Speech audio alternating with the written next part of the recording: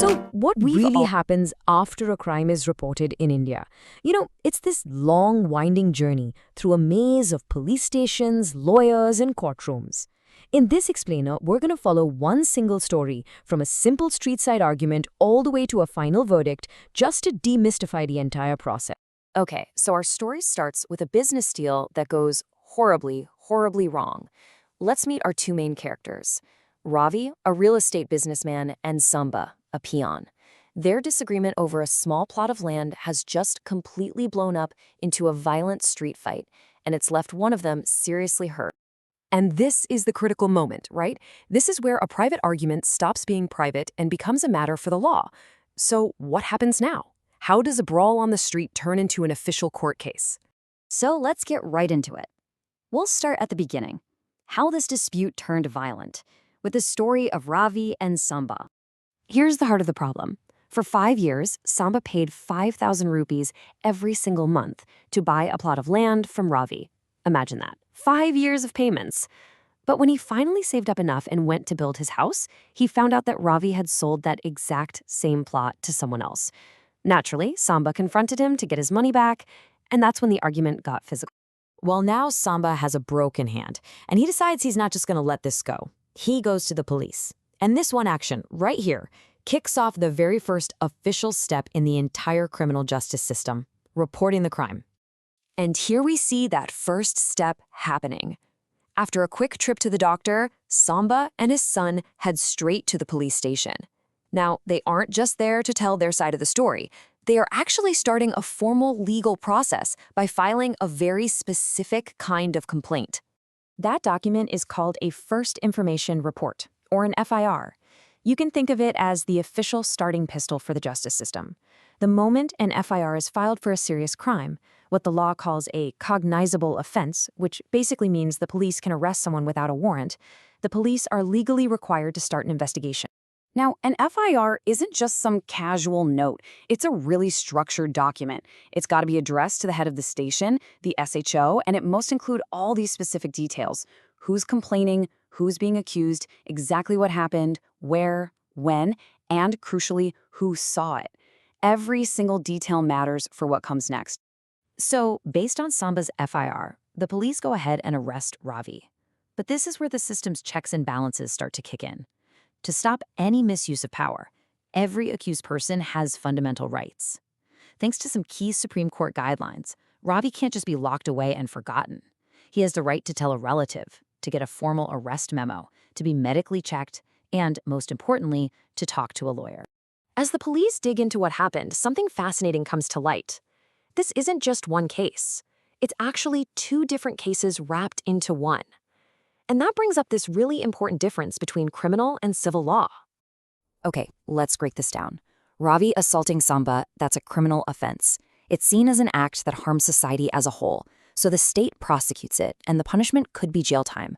The land dispute, though, that's a civil matter. It's a private dispute between two people over a contract. If Ravi hadn't gotten violent, Samba would have had to file a civil case himself to get his money back. And the result? It would probably be compensation, not prison.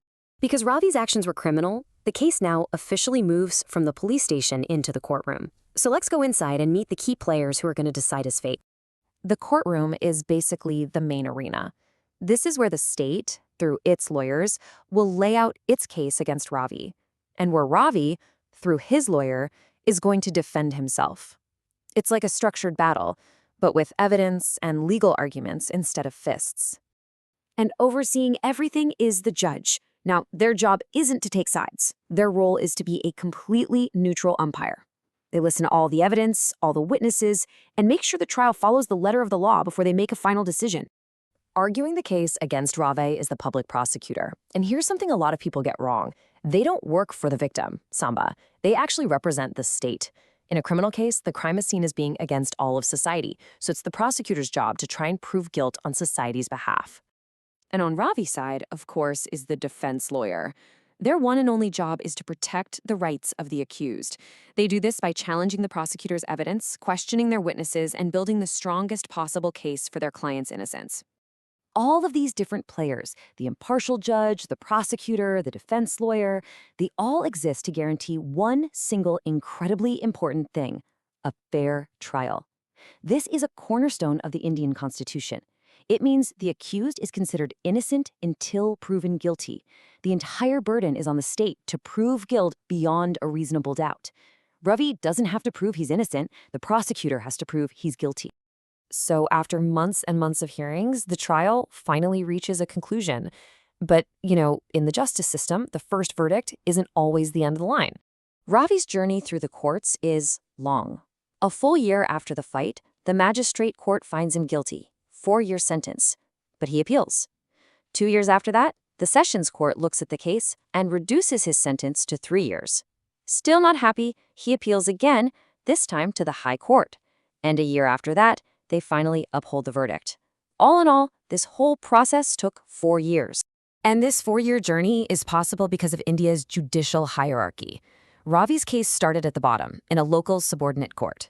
His appeals moved up the ladder through the district level, all the way to the state high court. And in some cases, you can challenge a high court decision one last time at the very top, the Supreme Court of India.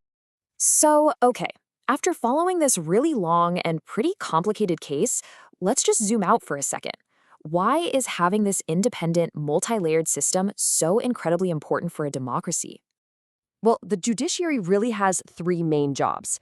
First, dispute resolution. That's exactly what we saw with Ravi and Samba. Second is something called judicial review, which means the courts can actually strike down government laws if they violate the Constitution. And third, it upholds the law, making sure the fundamental rights of every single citizen, like the right to a fair trial, are protected. But we have to be honest and acknowledge the reality of Ravi's 4-year journey. It really brings to mind that old saying, justice delayed is justice denied. I mean, when a case takes that long, can we really say that justice was served? It's one of the biggest challenges the Indian system faces today. Look, it's clear the path to justice is slow, it's complicated, and it's definitely not perfect. But it forces us to ask one last, really critical question. As flawed as it might be, what would a society without any of this, without the rule of law, without the right to a fair trial, what would that actually look like?